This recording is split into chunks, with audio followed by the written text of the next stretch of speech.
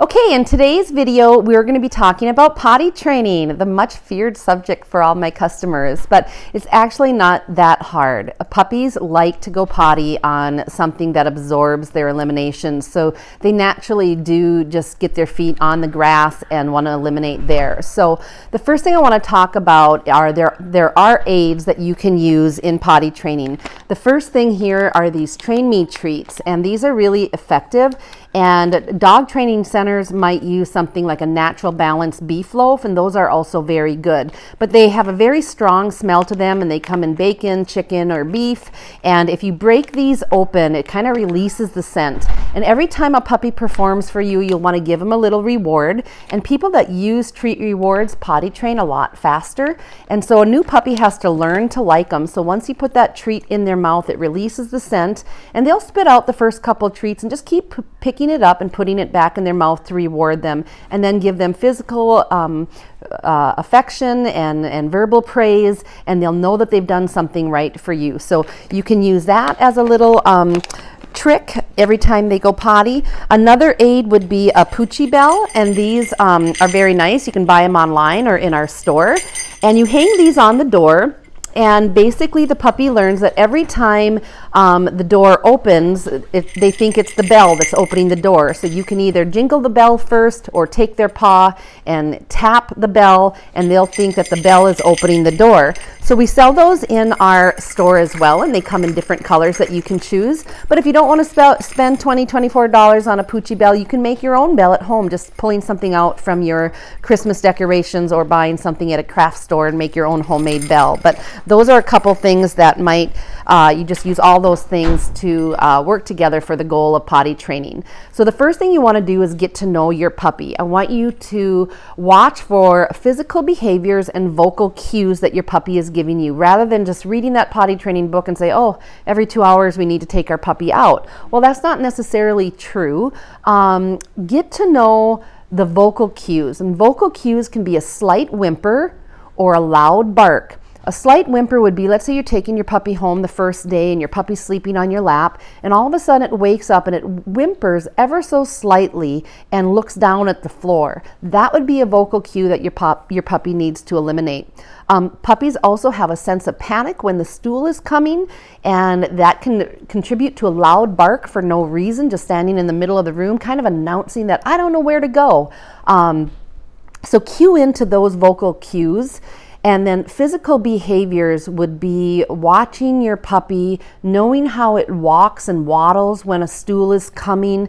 Oftentimes a puppy will start tracking with their nose close to the floor, and they'll be looking for that perfect spot, and they'll start to circle their body around that spot once they think they've found it.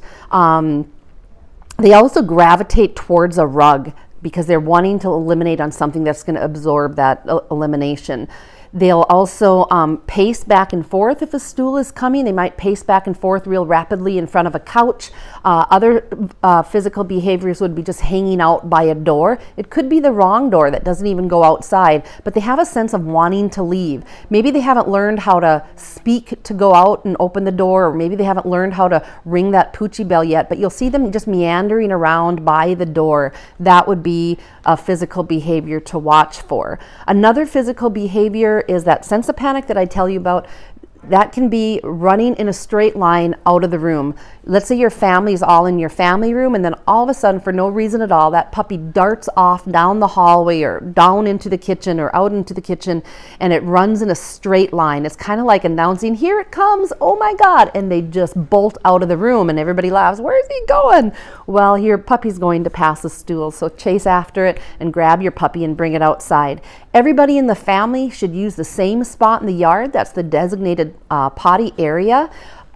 Puppies like to go potty where they already smell it. So if you have any accidents in the home, take those stools or paper towels soaked with urine and put in that designated potty area. Now when you bring that puppy out at 6 o'clock in the morning and it smells its previous day elimination, it's going to say, hey, I know what to do here. It's kind of the same reason you'll see a bunch of dogs at a park always eliminate on one tree, or why I've seen my stud dogs all eliminate on my rose bush, and it's the rose bush that always dies because they smell that another puppy has gone there, and so, or another dog has gone there, and they'll just automatically go over over there and lift their leg. I've seen 3 dogs in a row eliminate on a chair just because they smell some other dog's stool there or urine. So you want to watch for those physical behaviors. If your puppy is just chewing on a bone or an antler, you don't need to say, well, the book said, every 45 minutes or every 2 hours, we need to take the puppy out. Your puppy's not communicating to you that it needs to go to the bathroom. It's happily chewing on a bone.